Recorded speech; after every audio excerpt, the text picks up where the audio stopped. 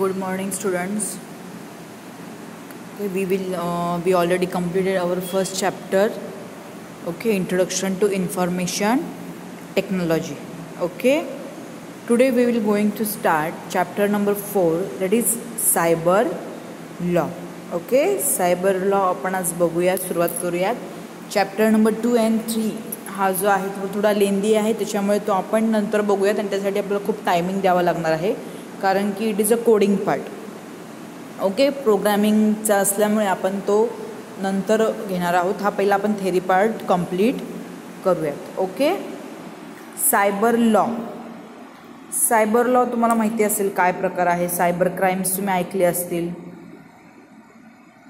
Okay, cyber crimes day to day लाईफमध्ये जे frauds होतात, ओके, ते काय सांगितलेलं आहे त्याच्याबद्दल त्यांनी इथे ह्या चॅप्टरमध्ये ते जे फ्रॉड्स होतात ऑनलाईन, दॅट इज हॅकिंग, अकाउंटमधून आपला बॅलन्स डिडक्ट होतो, fake calls, Facebook account, Twitter account hack होतात आपले, इंडस्ट्रीजमधला त्यांची कॉन्फिडेन्शियल इन्फॉर्मेशन जी असते ती हॅक होते cyber crime through. Okay, hacker through.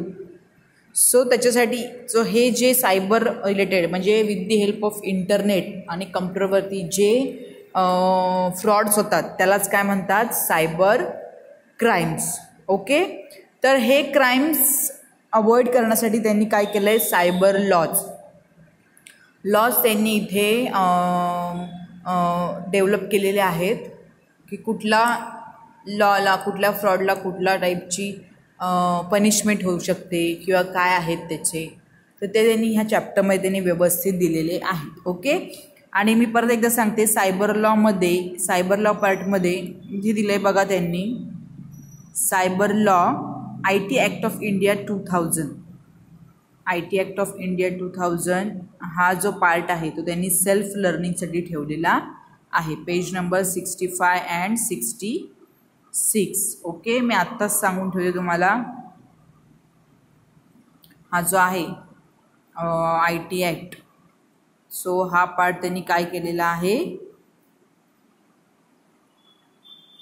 Just second,